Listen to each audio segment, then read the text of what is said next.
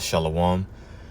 Call Haloyim Yahweh Ba'ashem Yahushai Ba'ashem Rachak Kudash. Double honors to our apostles and elders of Great Millstone. Peace and blessings to the elect. I'm just going to bring out this video. This is the ABC World News Tonight TikTok account. They got good information on there.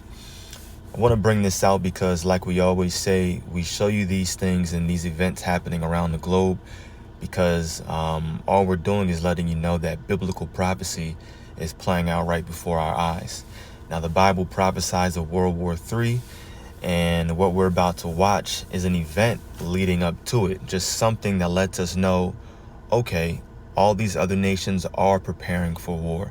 They are getting together, they are practicing, and like I always say, a boxer isn't going to just throw on some gloves, hop in the ring, start sparring, practicing, hitting the heavy bag, jogging, getting his diet right and his rest right. Not going to do all that just to not hop in the ring. So these different nations, they're putting money towards their military. They're building up their weaponry. They're doing different practices. They're getting together, getting their plans right, pulling stunts like what we're about to read or listen to right now. So they're ready to get into that ring, aka they're preparing for World War III. So we're bringing it out so that the elect can see that the Bible is it's true. The words that are written thousands of years ago will continue to play out. And so now this is the time to build up your faith, to strengthen your resolve in Yahweh Ba'ashem Yahushai, to ask him for more faith, more fear, more knowledge, wisdom, and understanding, to allow you to endure all the way unto the end. So without further ado, let's watch this, and then we'll just grab some very quick precepts surrounding World War III. We're going to turn now to the dramatic images off the coast of Alaska. For the first time, U.S. and Canadian fighter jets intercepting 2 Russian and 2 Chinese bombers. The incident raising concerns about the growing cooperation between Russia and China. Here's Martha Raddatz. Yeah, so intercept, I didn't look up the word in terms of its usage here, but basically from what I watched before, it's just the fact that these Russian and Chinese jets, they were noticed by the U.S. And of course, U.S. planes came out and showed that, hey, we're here, we see you, don't try anything stupid. So they were intercepted, meaning they were caught on. We caught on to you, right? That's all that is. It was a bold, provocative, and unprecedented move, clearly meant to send a message to America. For the first time ever, Russia and China conducting joint patrol exercises in international airspace off the coast of Alaska and providing these videos to prove it. Launching in darkness from the same Russian base, 2 Chinese and 2 Russian unarmed but nuclear-capable strategic bombers aerially refueling over the Pacific as the U.S. military tracked them all the way.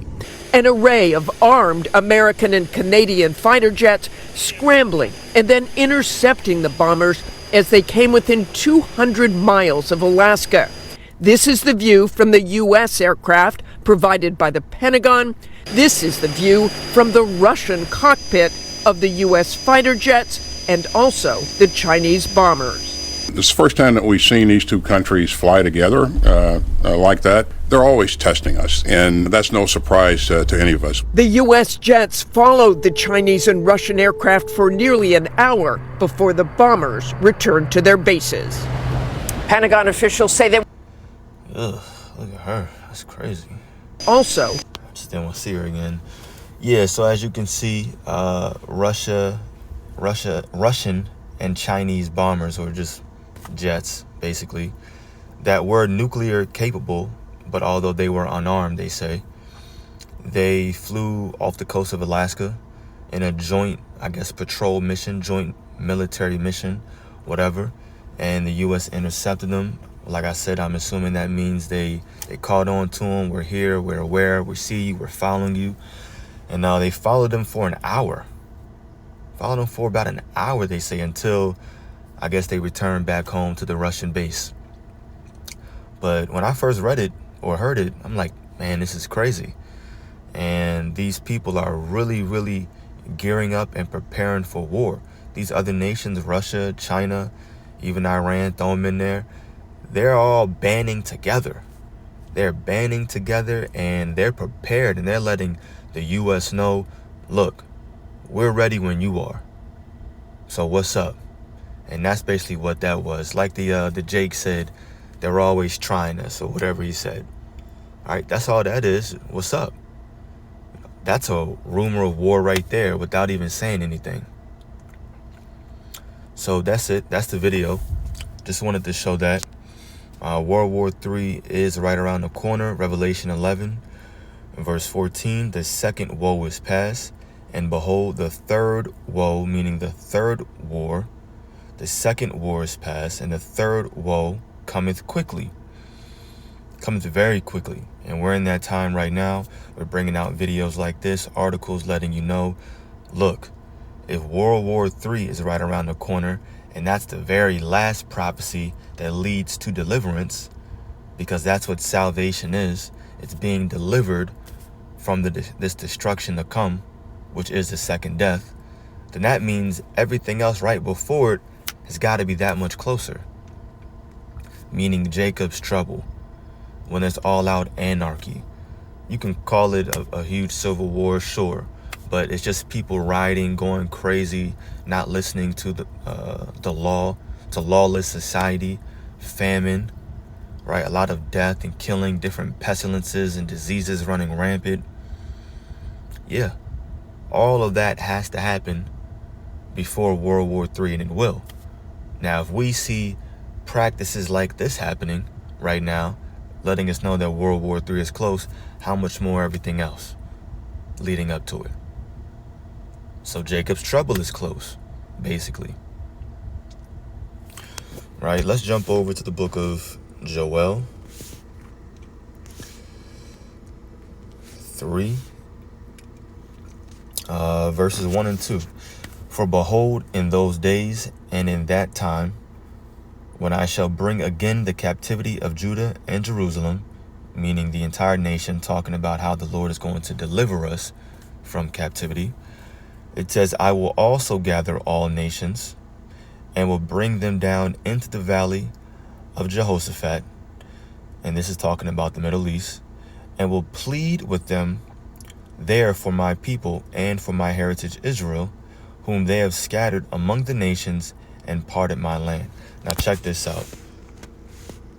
Let's read this in the NLT. Did that for the first time today. At that time of those events, says the Lord, when I restore the prosperity of Judah and Jerusalem, I will gather the armies of the world. Now in the King James it says, I will also gather all nations. So you could say it's not talking about military or war. No, let's read it in the NLT. I will gather the armies of the world into the valley of Jehoshaphat. So the Lord is currently doing that right now. All the armies of the world, the different nations, their military, they're being gathered for war in the Middle East. It says, there will I judge them. Now in the King James it says, and will plead with them. So right here we know that that word plead represents the Lord judging. There will I judge them, in the NLT, for harming my people, my special possession, talking about the Israelites, for scattering my people among the nations. Somehow Christians forget that topic in the scriptures, that the Israelites were scattered among the different nations. So it says, for scattering my people among the nations and for dividing up my land. And don't we currently see that right now? The land of Israel split. Two different people there warring for that land that's not theirs. Okay, so then biblical prophecy is playing out, basically. Right? But the Lord is going to judge these different nations over there, meaning that in the midst of World War III, Yahushua and his angels, or his army, I should say, is going to return. And they're going to destroy Babylon the Great, these other nations, and also the current Holy Land as it stands right now. Now let's jump down to verses 9 and 10. Proclaim ye this among the Gentiles, prepare war. Wake up the mighty men, let all the men of war draw near, let them come up. In the NLT, say to the nations far and wide, get ready for war. Call out your best warriors. Let all your fighting men advance for the attack. And this is how they're doing it. Just like this, calling out their warriors, preparing for war, getting ready to attack, and then letting the U.S. know, look, we're here. We're ready. We're doing joint missions together. What's up? Right? Verse 10 in the King James, beat your plowshares into swords and your pruning hooks into spears. Let the weak say, I am strong. So this is what's happening right now. All the money and effort that these nations have is being put towards military. It's being put towards their armies. They're preparing for war right now. And even the smaller nations, the ones that once were weak like Iran, even Afghanistan, I believe, now they have nuclear capability. They have nuclear missiles. So all these nations are ready. They're not playing with Babylon no more. Yeah.